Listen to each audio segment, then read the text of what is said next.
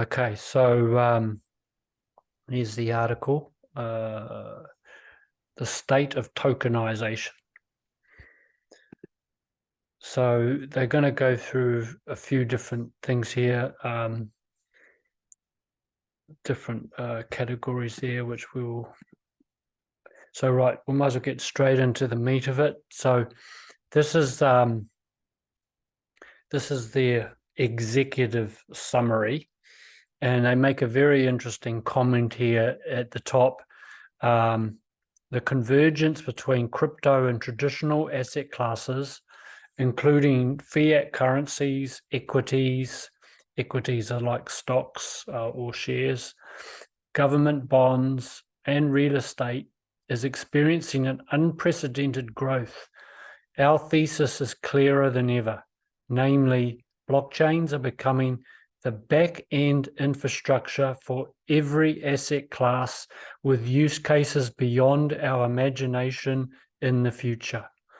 Tokenization couldn't be possible until the emergence of the Bitcoin blockchain and hereafter Ethereum, introducing a global computing platform for smart contracts that led to a Cambrian explosion of different variations of blockchains and distributed ledger technologies. I think that basically that paragraph sums up exactly what we are seeing all across the board. It's like a massive, there's so many massive implications in that statement. It's not funny. It really, it really sums it up. A Cambrian explosion of different variations of blockchains. I mean, this is the thing, is from the one comes the many. I mean, from one blockchain, from Bitcoin, the variations and the development that spawned out of that has been incredible. It has been a Cambrian explosion. And so this is the thing about humans and about the quality, one of the prime strengths of human beings is our creativity. And despite all the noise and all the drama and all the negative stuff going on, there's always another narrative going on that's largely hidden. That's always been the way in the world. It will always be that way in the future. But for some of us now, the hidden is becoming visible, and it's like, incredible time to be alive, really, to witness this. So anyway, so I'll go on, carry on with the report. So it says here, tokenization is one of the fastest growing use cases. And now with our real-time dashboards, anyone can follow the evolution. So you can go onto 21.co and follow this as well and keep see what they're saying. We can have a quick look at the dashboard at the end. It just basically gives you lots of nice, it's a summary in graphic form of what we're going through here. So the total assets that are tokenized is 118 billion. That's chicken feed for what's coming. This is just the very, very beginning. And the majority of that is stable coins as well, which we'll go into a little bit more. So basically stable coins, on that point, it's just simply fiat. You could say it's fiat money or fiat cash. Our current government issued money is being tokenized onto the blockchain. So that's really all stable coins are. It's just a tokenization of fiat money. So the value of tokenized asset across public blockchains amounts to 118 billion. Ethereum accounts for over 58% or 69 billion of all tokenized assets, and has the most vibrant ecosystem with more than 6 million daily active users and almost 6,000 monthly active developers. That's pretty incredible. Ethereum optimizes for security and decentralization with over 800,000 validators, while other blockchains compete on speed and scalability. Tron comes second with over 45 billion of tokenized assets, while Solana comes third with the fastest settlement time of 0.4 seconds. Digital dollars or USD stablecoins are the first successful tokenization implementation, representing around 10% of crypto's total market value and 97% of all tokenized assets. So there's a lot more to come yet with all traditional kind of assets. At this point, we're predominantly talking about stable coins when they talk about tokenization. Other asset classes amounting to 9 in total include US treasuries, in other words, bonds. These have seen significant growth this year of 450% on the back of decades high interest rates. However, outside USD stablecoins, most of the tokenization solutions today are still not globally accessible due to regulatory restrictions and socio-economic circumstances, including low internet penetration rates in emerging regions. I think the key thing there is the regulatory restrictions. And, you know, I'm looking forward to the regulations actually coming out now. I think that regulations, you can't have an unregulated market. I think the powers that shouldn't be actually cause more damage when it's unregulated than when it's regulated. Because when it's unregulated, they can basically throw their weight around and do whatever the heck they want. And because they are not under the regulations either, they can play hardball. And that's exactly what the SEC is doing. There are a lot of good people there and very rich people who want the best. They want a more fairer system so they can participate fairly. And these are the people that are going to bring some sensibility into the regulations. There's a lot happening in America around this. That's going to be the center of where the regulations are spawned from. So moving on, so they're saying here there's 431 million crypto users, which is around they say exactly 5.36% of the world population. I mean, that's a pretty incredible rate when you consider that it's been sort of like blacklisted as much as it has, and it's been the narrative has been so negative. Still over 5% of the population have jumped into it, even with the high risk, the scams, the non-regulation. People are looking for a flight to safety. They really are. And so you can imagine when regulation comes, the floodgates will open and it will be quite incredible.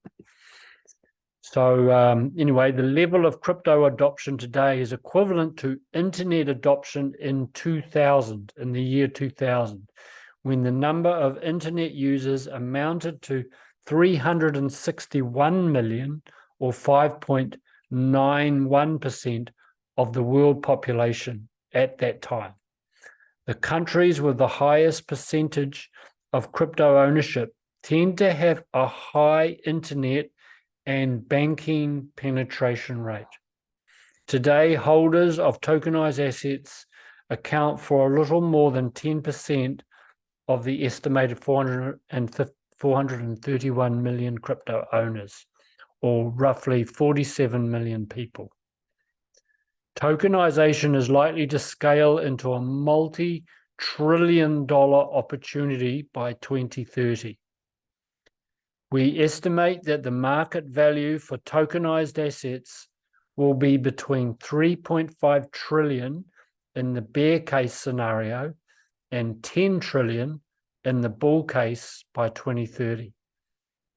The market value is derived from the estimated penetration rate of the total addressable market across various asset classes, including non-financial corporate debt, real estate funds, private equity, securities collateral, trade finance, and public debt securities. So if you take that percentage, the current percentage, they say there's around 10% is tokenized. 10% of the total crypto market now is tokenized in stable coins. So if it is 10 trillion by 2030, that means the entire crypto market could be around $100 trillion. So that is eye-watering. That is like this is going to be the biggest and fastest moving new asset class, I think, ever in history. I mean, Bitcoin has already set those records. I don't see it slowing down. This is just going to be massive when it's released.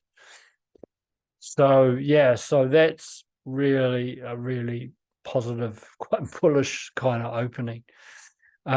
So yeah, so now this is their dashboard. We can look at the dashboard in at the end. So here they talk about blockchains and distributed ledger technologies. Now it's interesting that they've classified DLTs separate from general blockchains, because the DLTs are predominantly our ISO tokens. So they're giving them a bit of a special mention, and I think deservedly so. And I think that's really quite telling as well that they use that term, because these terms, they matter. They know what they're talking about, but to the general masses, to the general population, they wouldn't have a clue what DLT is. But, you know, we know XRP is DLT ledger, XLM is a DLT ledger, and yeah, there are, I think there's a couple of others, I'm not sure, but there are two main ones anyway. So crypto's positive feedback loop. Positive feedback loop between crypto as an investable asset and crypto as a usable global computing platform at the base layer. So this is really, really critical information for you to understand, that crypto or the blockchain is a usable global computing platform. It is a new type of computing system that's going to basically replace the internet.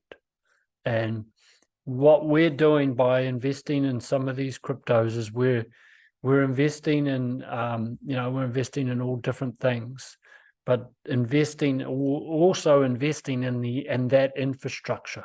We're investing in the global computing platform infrastructure. We're basically going to have, co-ownership, shareholding in the new internet. And this is why it's going to be so big, because that is permanent. That is the permanent base layer of which everything operates. So we're not investing in some random kind of shiny bling, here today, gone tomorrow, speculative kind of hit and hope bloody casino coin. We're investing in something that has got real fundamental use case. And that is the difference between what most people actually think about crypto. So we're kind of going against the grain of the court of public opinion, if you like. So they go on here to say decentralized blockchains are financially sustained by the underlying native token, coordinating stakeholders to secure the network and validate transactions. For the first time in history, protocols like Ethereum or Bitcoin can have a direct investment, unlike TCIP or SMTP. That is backing up what I just said. This, if we were TCIP, by the way, is the fundamental protocol that powers our current internet. And SMTP is the protocol that basically delivers our emails and all that sort of stuff. But we didn't get a chance to invest in that. Imagine if we had invested in that, we would be multi-zillionaires now. That's why we're not. But now we've got the opportunity to invest in this. In fact, one of our projects, Chainlink, is created a new protocol for this computing platform. It's called CCIP. So this is why I'm really bullish on Chainlink. And if you hadn't noticed, Chainlink also did a massive, it started to fly out of the blocks the last few days as well. Chainlink is going to be big because it's so infrastructurally vital to crypto and to payments and to lots of other things and to decentralization, so many things.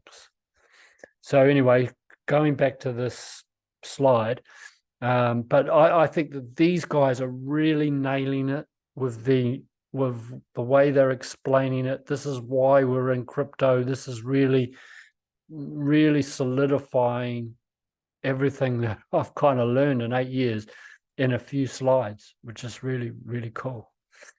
Miners and validators receive a stream of native tokens in return for confirming transactions and securing the network. This is the fundamental basis of the decentralization. There's not one single party verifying all the global payment transactions like there is now. That's exactly what we've got now. We've got a centralized body that's overseeing all the transactions, and they are the ones that make the decisions. Where in this case, we have thousands, many cases like Ethereum, they've got 20,000 validators.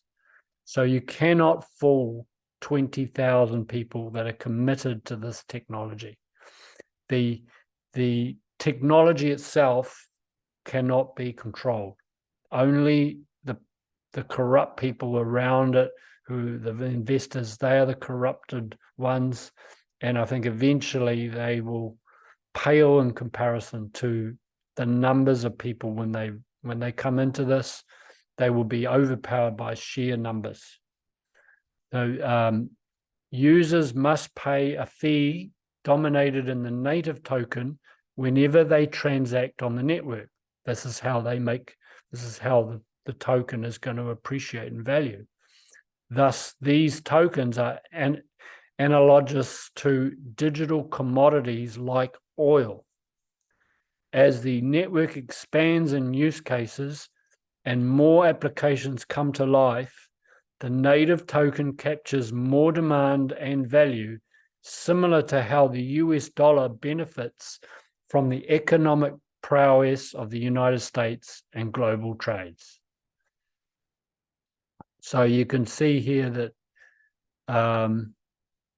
everything, it's in a virtuous cycle. It's in a positive feedback loop where everything's going to cycle in around itself. And you've got the blockchain basically over here. This is the internet, and then you've got everything built on top, the apps and the websites. These are the applications, the social media, and the internet is the base layer, which is centralized. Whereas over here on the right, with crypto and blockchain, you've got blockchain as the base layer, and then they've got Bitcoin and Ethereum here, but they throw in all the other tokens and all the infrastructural tokens that are building out. There's so many tokens that are focused on different parts of the infrastructure. You put that all together, and you've got your dApps on top, the decentralized applications, and then everything starts feeding upon itself like a natural ecosystem.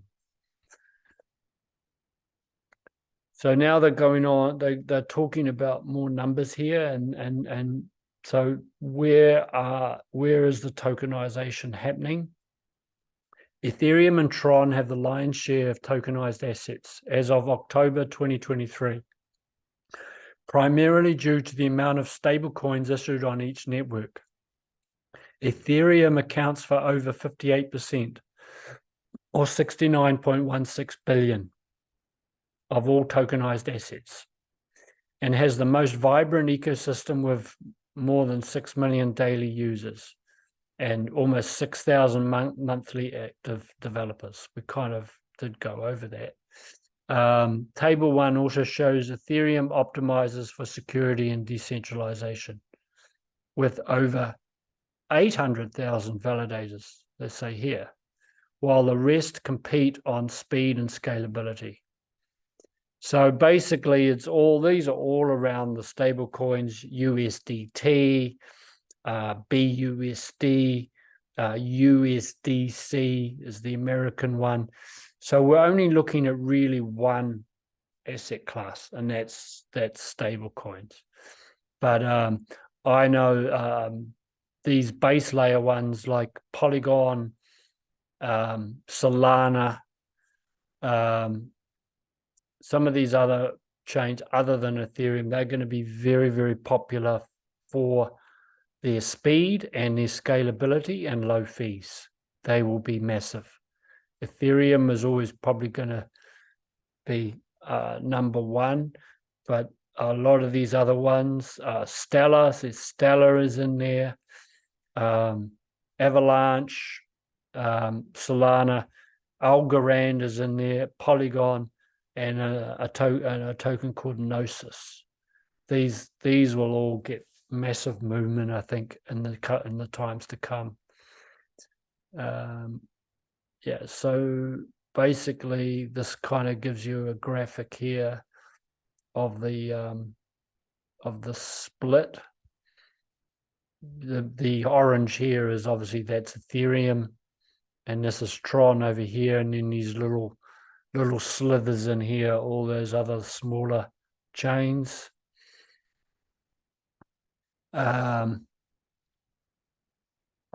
Now this is breaking down the actual stable coin. So you've got Tether. Tether is the kind of issuer of USDT. So when you see Tether means USDT. Circle issues USDC. Paxos issues Pax, I think it's Pax G. That's tokenized gold. And that is also a stable coin, but it is pegged to gold. And we're going to see a lot more of that too. Gold and silver, precious metals, they're all get very much in line for tokenization quite early, I think, in the piece. Then you've got some private funds here: Franklin Templeton, Centrifuge. I don't know who these people are. Realty is a property tokenization project. Oh, these others I don't know who they are.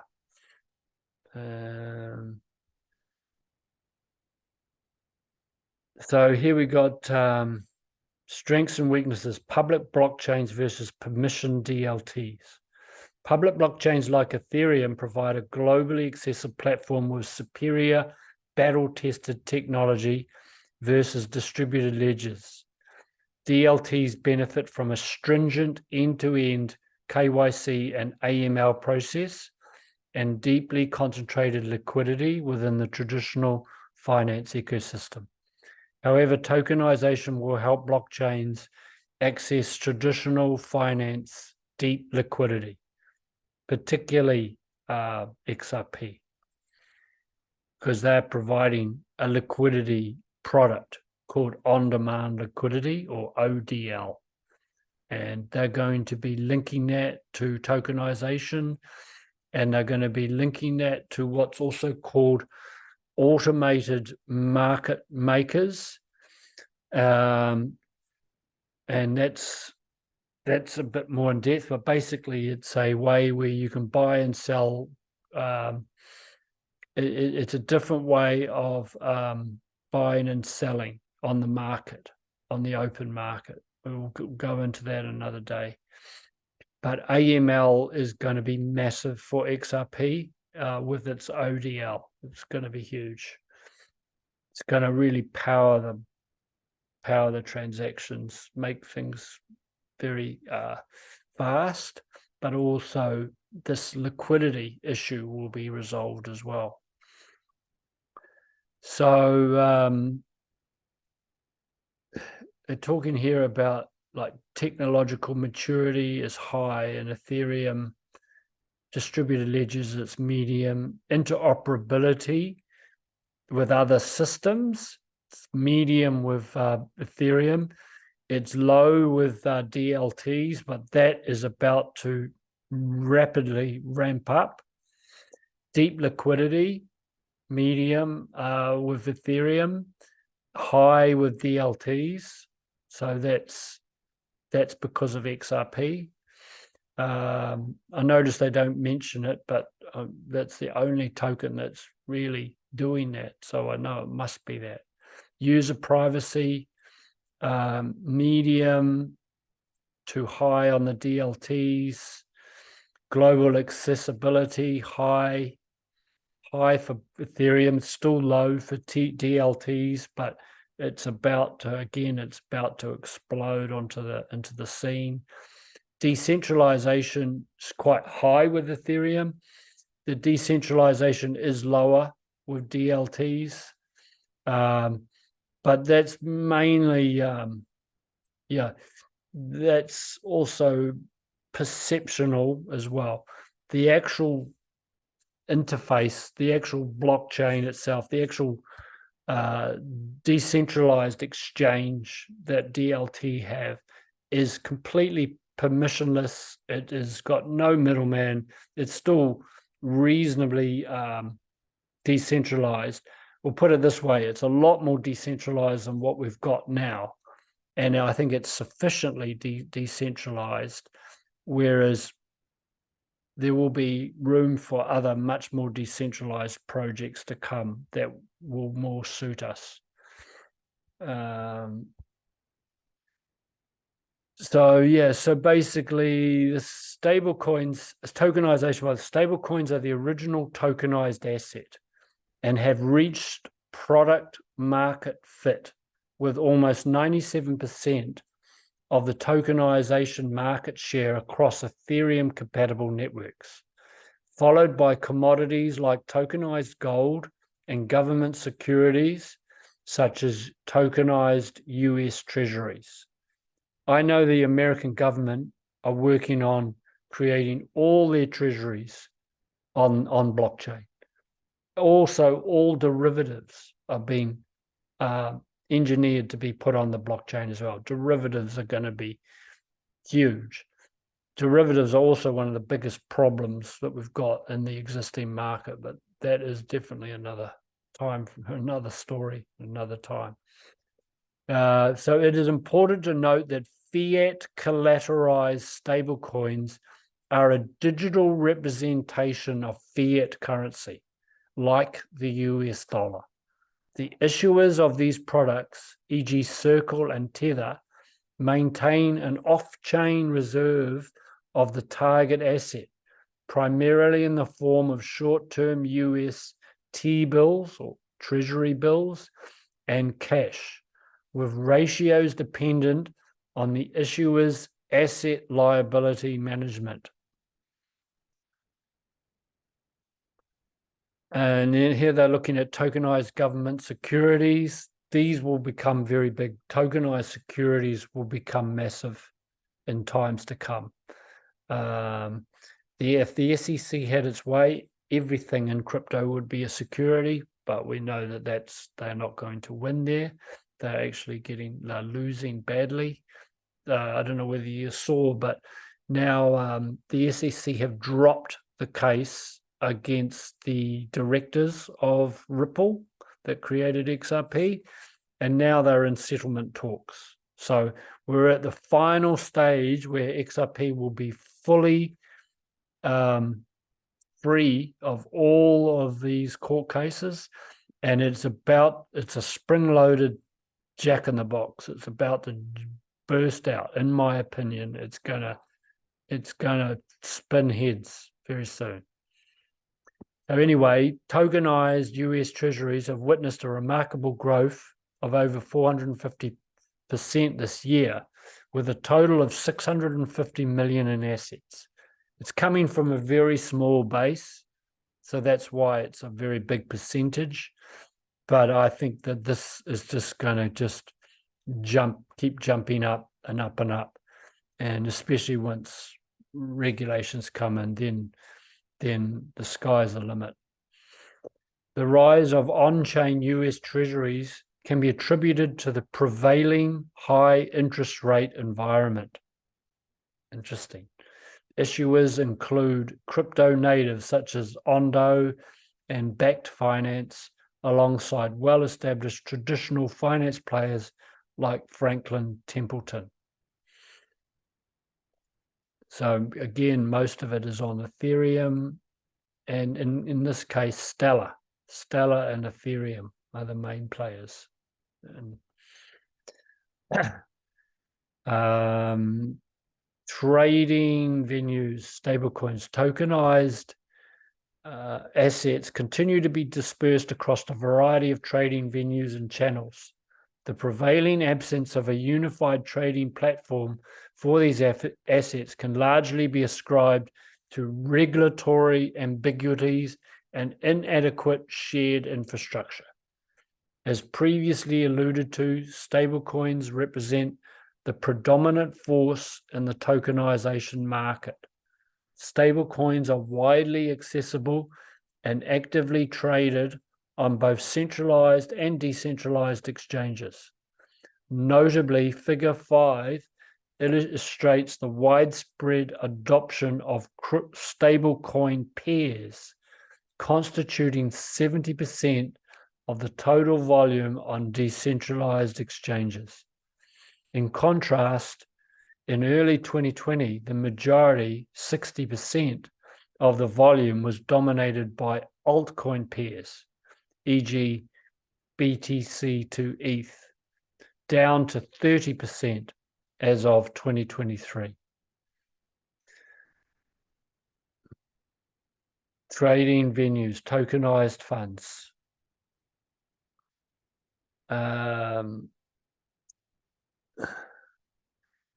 I'll read this one out, but it's basically it's just getting down into the weeds of things now, and I don't know whether this is all that relevant, but anyway, we'll just read what they've got to say here.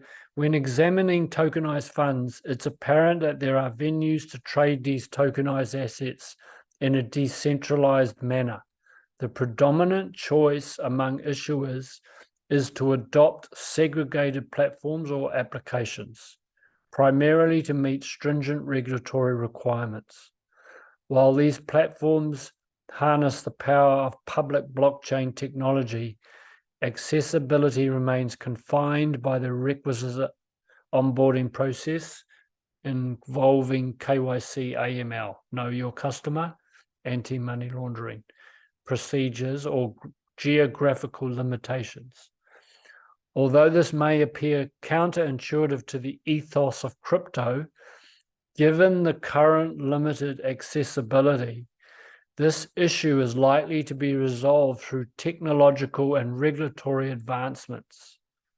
Moreover, it also aligns with our thesis that innovation primarily occurs in the back-end infrastructure, exemplified by the utilization of a public blockchain for settlements. They've highlighted that, and that's really important to know. Basically, what they're saying is that the innovation and the decentralization is baked into the technology, and it still hasn't yet reached its full this is going to be innovating and evolving and being created for a number of years, and it will take a little while under evolutionary processes before DeFi and crypto and blockchain truly reach their full maturity as to what they were designed for. That's basically what they're saying. And so we can't expect instant instant decentralization and instant paradise because of blockchain. There's still going to be a lot of factors. There's going to be a lot of opposition to this. They're going to try and stop it, but really the horse is well and truly bolted now. So I'd say good luck to them for that.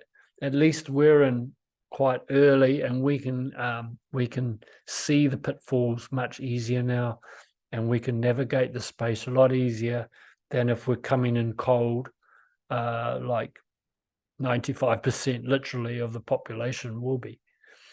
Although we weren't able to obtain precise user numbers, we leveraged web traffic stats as a means to access user engagement. So these are the people that are sort of involved. Like, I don't even know who some of these are, but there's clearly a lot of existing people in the system who see the wisdom and the need for DeFi and blockchain, and they're driving it. And these are not necessarily within the reach of the top 0.1%. And and from what I've heard, I know there's a lot of hedge fund managers and billionaires who are very bullish on full decentralization. So we have to keep an open mind, not fall into this trap of lumping everything into one basket, and it's all controlled by a handful of people, and this is just going to be another iteration of the existing system. It's not, but there will be aspects of it that will, but there's a lot of forces of good at work here, and people just, unfortunately, they don't sort of report that for some reason in the media. So we have to really dig like chooks in the dirt to find this sort of stuff. So anyway, this is sort of showing them where the demographics are, where people are, and what they're doing, and the crypto. 54 million people are into crypto in USA, and they probably have the most harshest environment for crypto ever. And yet there's still 54 million people out of 320 odd million people. That's a pretty good number. 33 million in South America. 38 million in Africa, Europe 31 million, 260 million in Asia. I find that incredible. 15 million in Oceania. So that's Australia, New Zealand, and it looks like Indonesia as well. So that's pretty healthy numbers, considering we're dealing with such a scam. That's pretty amazing. So basically it gives you a bit of an idea of the spread, and there's obviously people in crypto all around the world. 63% are male, 37% female. Average income of the average crypto owner is just 25,000 US. I'd say that's because so many people in Eastern Europe and Asia and Africa, they live on very, very much lower incomes than us.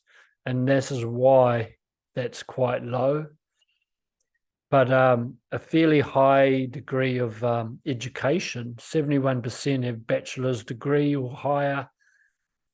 72% are aged under 34. So the millennials are really driving this. As a baby boomer, I'm very much in the minority, but that is really fascinating that such a high percentage of young people.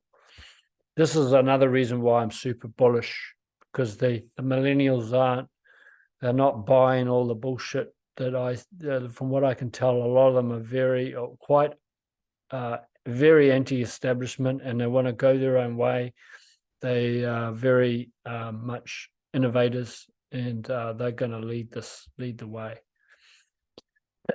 Crypto versus internet adoption. So here they're showing the chart how crypto is basically following the internet.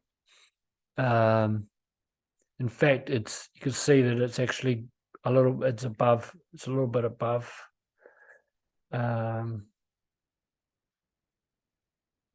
Crypto ownership versus internet penetration rate.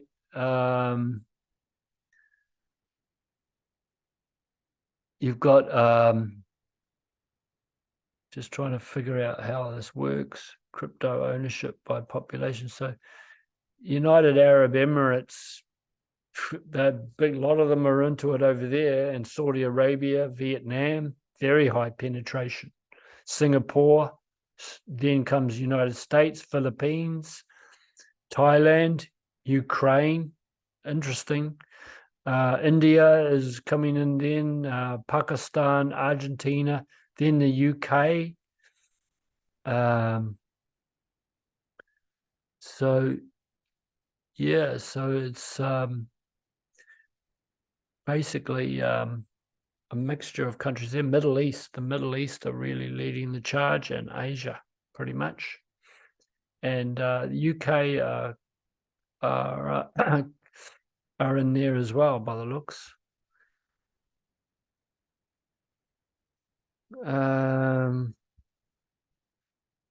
Decentralized finance promises to provide access to financial services to 1.4 billion adults who are still unbanked. That is pretty huge. This is showing the crypto ownership versus banking penetration rate. So along the bottom here, you've got crypto ownership as a percentage of population. And then up the side here, I'm just trying to read it. It's like, hang on, account ownership at a financial institution. So down here, see Niger, Afghanistan, South Sudan, very low banking rate.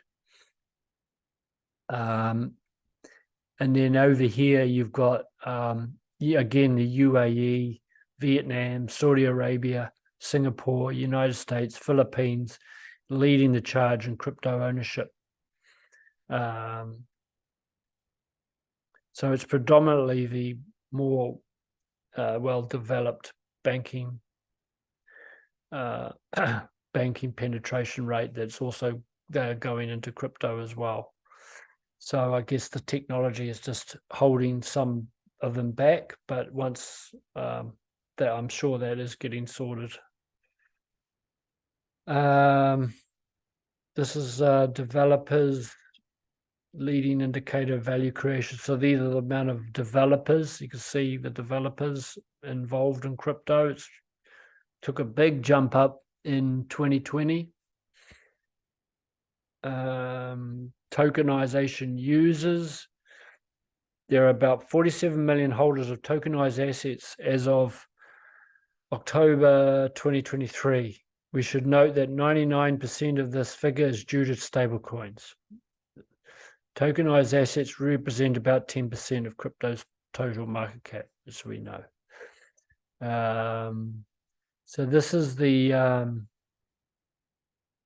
showing the new, this orange here is showing new users that are coming in to the space, and you can see that it's pretty steady. A lot of people came in over the COVID period, and it dropped off a bit, and then now it's starting to build back up again.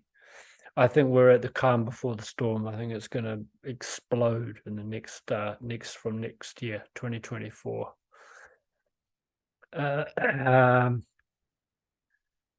Tokenization users. So these are all kind of. This is an interesting chart. This is showing the adoption curve, and you can see how it starts off slow and then it starts to accelerate. We're right about here. We're right here in this point of time, and then it starts going big time. So we're just on the edge of the big explosion. Blockchains analogous to the internet protocols will become more invisible on the back end, where innovation will focus more on consumer-facing applications. In other words, more easy to use, so that the blockchain in the background is very technical, and it was quite difficult to figure out in the early days, but they're making it so it's super easy to use, just a few clicks and it will be done. And so that's what they're saying, that the innovation will really start focusing on the consumer interface. Based on Carlota Perez's framework, crypto is transiting from frenzy to synergy. So we're in this point here. Through this transition, crypto will increasingly integrate with existing financial software and bring real-world assets, RWAs, on-chain via tokenization. That's what this is all about. So it's the perfect marry of two worlds. You've got the real-world assets, the real fundamental valuable assets being connected to the security and privacy and transparency of blockchain, and the ease of transfer and use. So anybody, anywhere in the world, will be able to buy any asset or send money anywhere in the world for a very, very fraction of a cost, and in most cases, cutting out all the middlemen. So that's massive. So you can see that we won't reach maturity for another 20 to 30 years. So there's a long way still to go for full maturity. The evolution of financial products. We're in the tokenization era. In our view, tokenization, I'm just going to check the time to see how I'm doing for time. In our view, tokenization represents a breakthrough in financial innovation comparable to the introduction of mutual funds in the 1970s and ETFs, or exchange traded funds, in the 1990s, which is kind of like a basket of shares that people would buy. You buy a whole package. And they're going to make ETFs, unfortunately, out of crypto as well, particularly Bitcoin and Ethereum. And that is, that's another topic for another day. It's good and it's bad. And so, yeah, we have to watch that. That'll be when I'm moving more and more into the real DeFi assets. I'm going to move away from those ETF type instruments. Anyway, carrying on. However, given the proper regulatory frameworks, its impact will be much more ubiquitous, as it allows any asset to be represented digitally on the blockchain. So the orange is like the expansion, and then the gray is like consolidation. So in the mutual funds from 1970 to 1990, it's a 20-year period of expansion, and then consolidation happened for many years and still happening even today. And then with ETFs and ETPs, unlike mutual funds, exchange-traded products were listed on an exchange and could be traded intraday. Through ETPs, issuers provided diversification opportunities at a lower cost with higher tax efficiency. So these came in from 1990, and they were expanding for 20 years to 2010. Now we've got crypto. It started in 2010. It's in its expansion phase until 2030. And then from then on, it's going to be in a consolidation phase. So we're still in a very we're still very early to this. So that's basically that. Tokenization, a multi-trillion-dollar market. We estimate that the market value for tokenized assets will be between 3.5 trillion in a bear case. And so we went through this in the summary. And then 10 trillion in a bull case scenario by 2030. For the base case, we assume that tokenization will capture about 10% of the net assets of regulated open-end funds worldwide, which was 70 trillion at the end of Q2 2023. For the bull case, the CAGR, I'm not sure what that means, is compatible to one we have observed historically for the growth of crypto owners. The bear case is 0.5x the base case.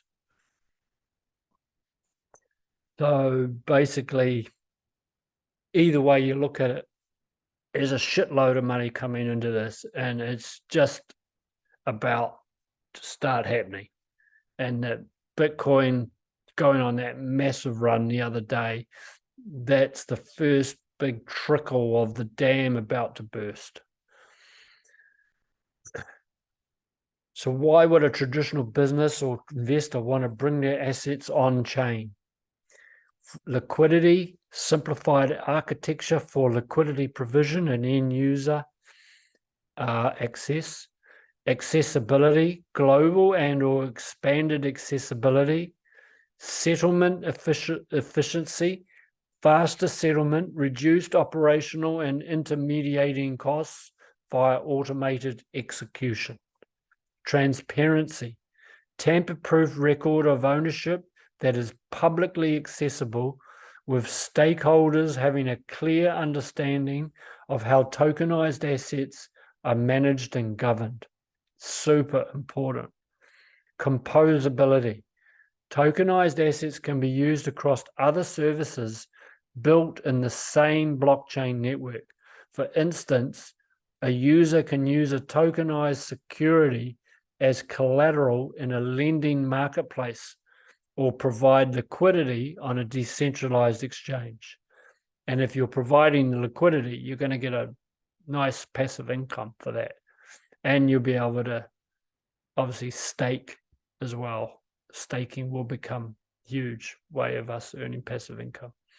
Interoperability, seamless transfer of assets and data across different blockchains. If, for example, two banks decide to use Ethereum on the one hand and Polygon on the other. So normally the blockchains are they don't talk to each other very well, but the interoperability is going to change all that.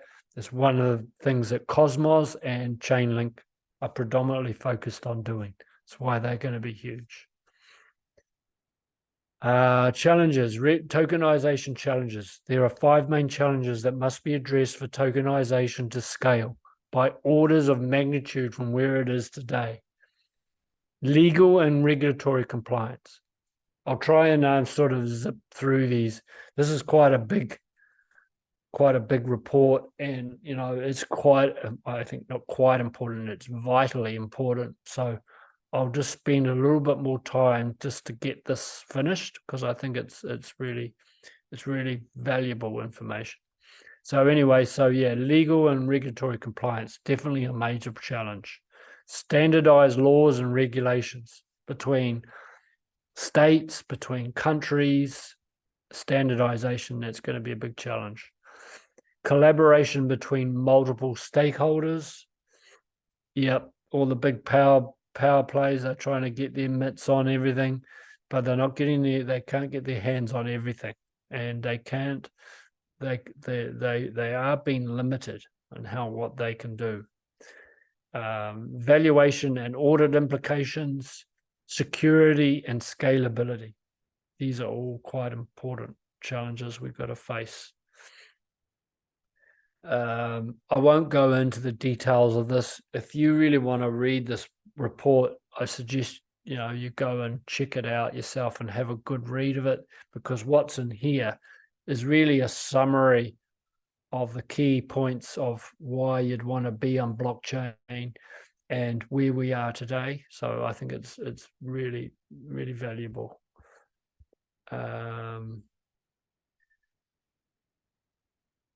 So you can see quickly here some of the countries here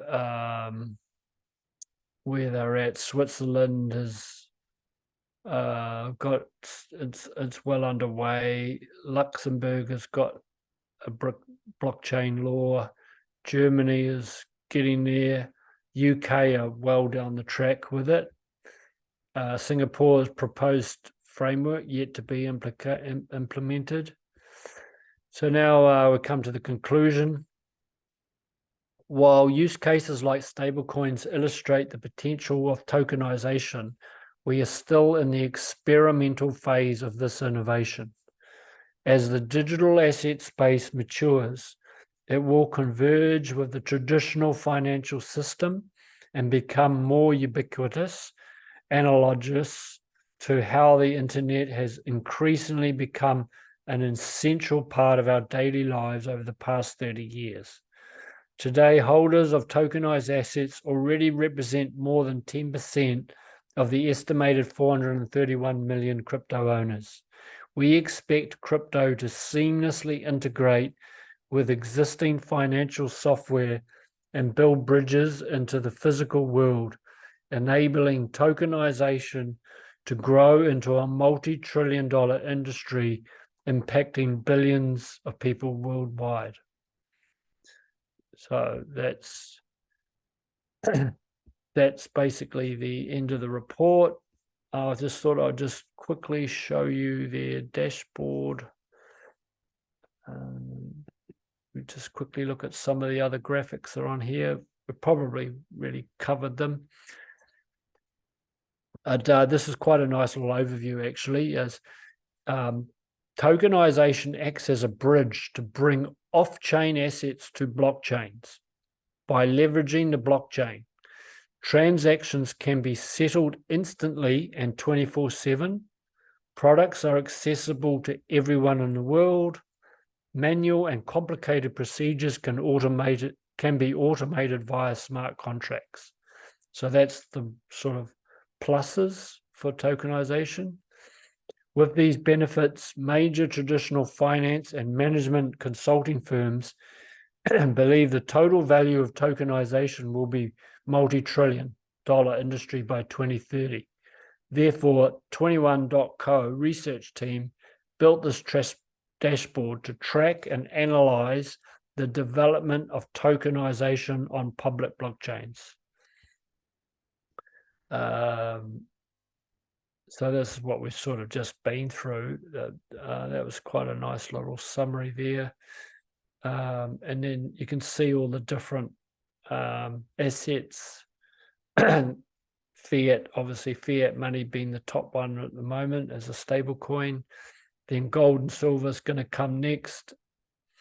And then these like equities, private equity funds, corporate bonds, government securities, these won't come until regulation.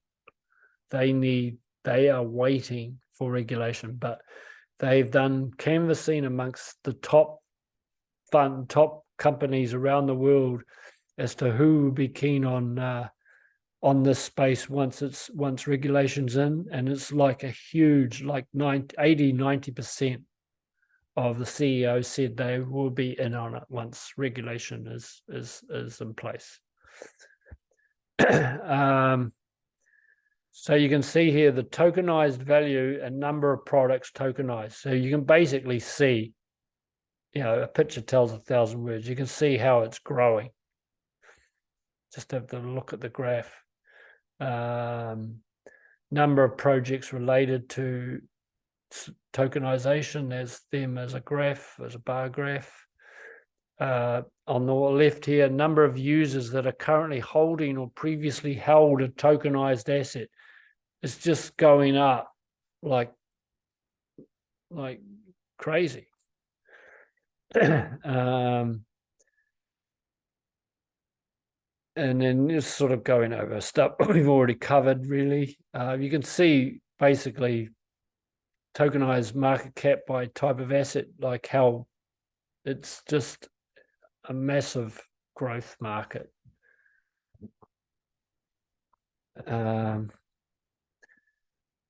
This block here basically shows you how Ethereum is dominating quite substantially. Ethereum will be huge, even though it is quite expensive and it's slow. It seems to be where a lot of people want to go. But the layer 2s on Ethereum, I think, eventually could potentially get bigger than Ethereum itself, but we have to see. So basically, that's really the gist of the whole report. Pretty positive, let's say, pretty bullish.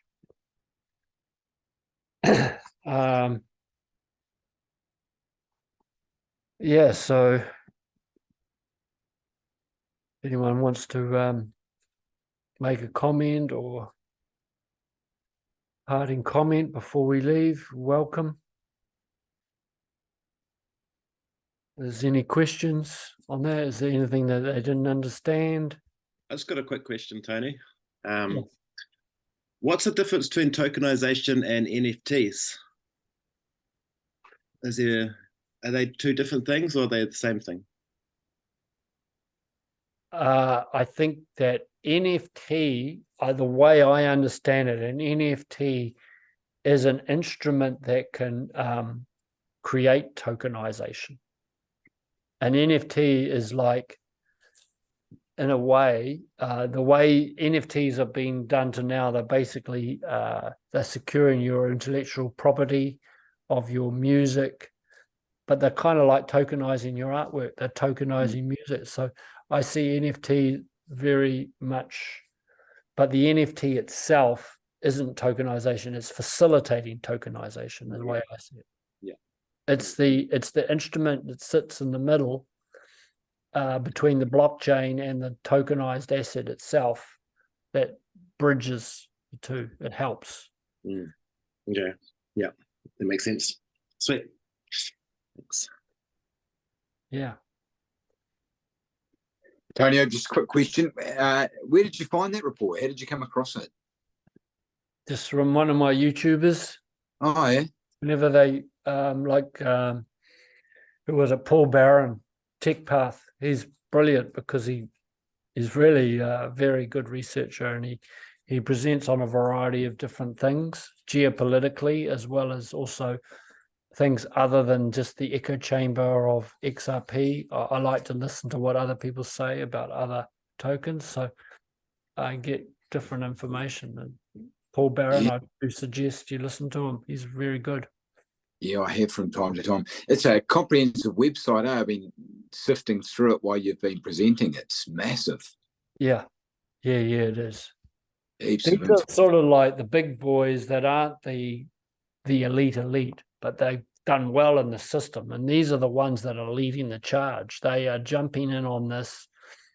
I think this is why I'm so bullish, is because eventually this is going to be such a huge amount of momentum that it can't be stopped. So when people get in fear about any one person having the supreme power to exercise all of that over the whole population, I could just laugh, because with technologies like this, they're not going to be able to reach all corners of the world and have a digital ID and CBDC to the whole world. I mean, I think that's just absolutely just massive fear mongering. Yeah. Yeah, you're right. You're right. It's it's good. And I guess, you know, like that Tokeny project that we're starting to get an insight into, I guess that is something that's trying to capture, because it's such a massive market, that tokenization. Like Exactly what Tokeny is trying to do. yeah, it's trying Exactly to get in. where they're positioning themselves right at the perfect time to capture. Yeah, exactly. Yeah, incredible. No, that's awesome. That was a great presentation. Thanks. Yeah, no, well, thank 21.co. Yeah. I just scour, I just find this stuff. I mean, I've kind of having to search a little deeper and harder to get stuff now, because, you know, it becomes a little bit more difficult, a bit more challenging. But because we're getting closer now to, I think, real go time, then once that happens, then we can really sort of spread our wings, and we can just take our time over different projects, and it won't be so you know, there's going to be a lot of things moving very fast, you know what I mean? And so I think it's going to make my job easier, because then a lot of other people are going to be looking at what's happening in this space. Yeah, yeah. And I think what you said there about, you know, I look at my journey in this crypto thing, and I was like a kid in a candy shop when I first discovered it. And you're just like, shit, I got to have some of that. Shit, I got to have some of that. And you just spread yourself too bloody thin. That's why I'm looking forward to some price appreciation, so you can just tidy stuff up, just make it manageable, because all of a sudden I'm noticing that there's opportunities to stake these great utility cryptos like XDC and Casper and that sort of thing, but you need the headspace and the capacity to actually stay on top of it. Yeah, I agree. I've done the, I was the same. I'm the same. Yeah. We want to start consolidating. We don't want to spread ourselves too thin, but we don't want to have all our eggs in one basket. So, and you need to do what's right for you according to your other responsibilities in life, your you know, your job, your businesses, your family, and all of that. We can't just grab everything. And then, as you say, then you realize you've got to be on top of it. You've got to manage it. You've got to, you know, and especially some of these other projects that we've gone into as well, they can be extremely time consuming and suck your money and your energy. And sometimes, as we know, you don't even get that much back out of it. So you've got to be super selective and disciplined what we put our money. Yeah. Brilliant. Thank you. Yeah, you're welcome. Thanks. I'll